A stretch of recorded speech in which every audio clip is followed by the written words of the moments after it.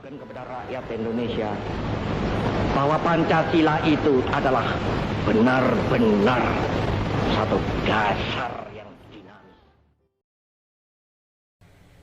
Assalamualaikum warahmatullahi wabarakatuh. Perkenalkan, nama saya Muhammad Akbar Chandra dari Prodi Pendidikan, jurusan Pendidikan Komputer. Maksud dan tujuan dari pembuatan video ini adalah untuk memenuhi tugas mata kuliah Pendidikan Pancasila mengenai tanggapan isi buku bab 7 yang berisi materi pemersatu bangsa. Baik, tanggapan yang saya buat saya rangkum dari beberapa artikel literer yang saya campurkan dengan pendapat saya. Saya mulai dari kedudukan dan fungsi Pancasila, yaitu pertama, 1. Pancasila adalah jiwa bangsa Indonesia. Hal ini berarti bahwa Pancasila melekat erat pada kehidupan bangsa Indonesia dan menentukan eksistensi bangsa Indonesia. Segala aktivitas bangsa Indonesia disemangati oleh Pancasila. 2. Pancasila adalah kepribadian bangsa Indonesia. Hal ini berkaitan bahwa sikap mental, tingkah laku, dan amal perbuatan bangsa Indonesia mempunyai ciri-ciri khas yang dapat membedakan dengan bangsa lain. Ciri-ciri khas inilah yang dimaksud dengan kepribadian dan kepribadian bangsa Indonesia adalah Pancasila. 3. Pancasila adalah pandangan hidup bangsa Indonesia. Hal ini berarti bahwa nilai-nilai yang terkandung dalam Pancasila dipergunakan sebagai petunjuk, penuntun, dan pegangan dalam mengatur sikap dan tingkah laku manusia Indonesia dalam kehidupan bermasyarakat, berbangsa, dan bernegara. 4. Pancasila adalah falsafah hidup bangsa Indonesia. Falsafah berasal dari kata Yunani philosophia. Philos atau philen berarti to love atau mencintai atau mencari. Sophia berarti wisdom atau artinya itu kebijaksanaan, atau sebagai falsafah hidup bangsa Indonesia mempunyai arti bahwa Pancasila oleh bangsa Indonesia diyakini benar-benar memiliki falsafah, berarti pula pandang hidup, sikap hidup, pegangan hidup, atau tuturan hidup.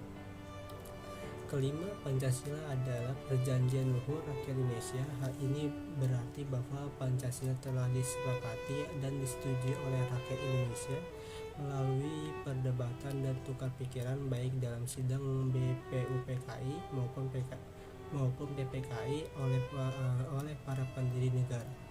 Perjanjian luhur tersebut dipertahankan terus oleh negara bangsa Indonesia.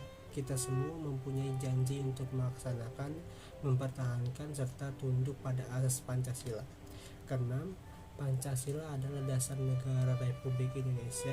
Hal ini berarti bahwa Pancasila dipergunakan sebagai dasar dan pedoman dalam mengatur pemerintahan dan penyelenggaraan negara. Isi dan tujuan dari semua perundang-undangan Indonesia di Indonesia harus berdasarkan Pancasila dan tidak boleh bertentangan dengan jiwa Pancasila. Pancasila dalam pengertian ini disebut dalam pembukaan UUD tahun 1945. Ketujuh, Pancasila adalah landasan ideal. Kalimat ini terdapat dalam ketetapan MPR mengenai garis-garis besar haluan negara atau GBHN. Hal ini berarti bahwa landasan ideal GBHN adalah Pancasila. Lanjut lagi mengenai tanggapan pemersatu bangsa, yaitu Indonesia adalah negara yang dipenuhi keberagaman mulai dari suku, ras, agama, kepercayaan, kebudayaan, serta bahasa. Oleh karena itu diperlukan suatu dasar yang dapat menyatukan semua perbedaan itu agar semuanya dapat hidup berdampingan dan bersama dengan damai, dan Pancasila adalah jawabannya. Menurut pendapat saya, Pancasila adalah jawabannya karena Pancasila bisa menjadi dasar dan dapat menyatukan perbedaan-perbedaan yang ada dengan nilai-nilai di dalam Pancasila itu sendiri. Oleh karena itu, Pancasila merupakan alat pemersatu bangsa, dan terlebih lagi Pancasila juga merupakan ideologi negara. Dasar dari suatu negara, Pancasila juga sebagai pengarah dalam kehidupan berkebangsaan, dikarenakan lima dasar dalam Pancasila itu berisi pedoman-pedoman atau aturan-aturan yang harus kita taati dalam bertingkah laku sebagai bagian dari Indonesia. Pancasila dapat dijadikan sebagai dasar bangsa Indonesia karena nilai-nilai dalam Pancasila itu sendiri. Adakah nilai-nilai luhur yang merupakan intisari dari nilai-nilai budaya masyarakat yang menjadi ciri khas bangsa Indonesia? Maka dari itu juga Pancasila dapat dikatakan sebagai kepribadian bangsa Indonesia. Oleh karena itu, dengan memahami dan menjalankan nilai-nilai yang ada pada sila-sila di Pancasila dengan baik, seharusnya tidak ada lagi perselisihan atau konflik yang bersifat diskursif atau bangsa Indonesia. Seperti pada sila pertama, yaitu ketuhanan yang Maha Esa, kita semua sudah diberikan kebebasan oleh negara untuk memilih agama yang kita peluk.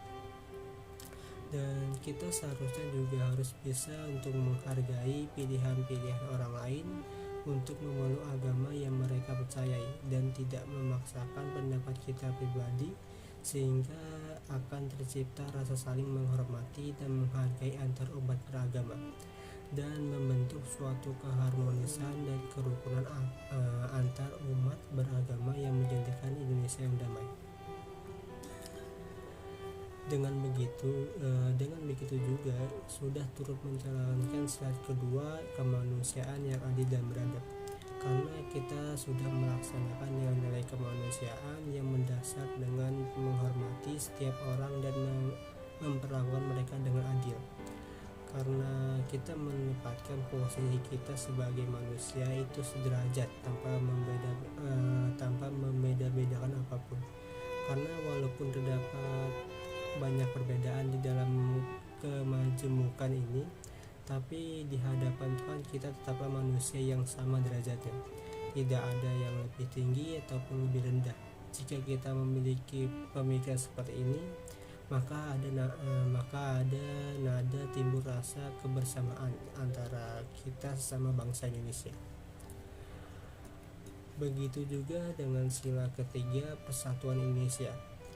Dengan adanya rasa kebersamaan, kita dapat dan mampu untuk menempatkan rasa persatuan dan kesatuan kita di atas kepentingan pribadi, karena bangsa Indonesia merupakan suatu kesatuan dari beragam suku bangsa yang ada di Indonesia, yang memiliki tekad yang sama dan tujuan serta cita-cita bersama untuk diraih.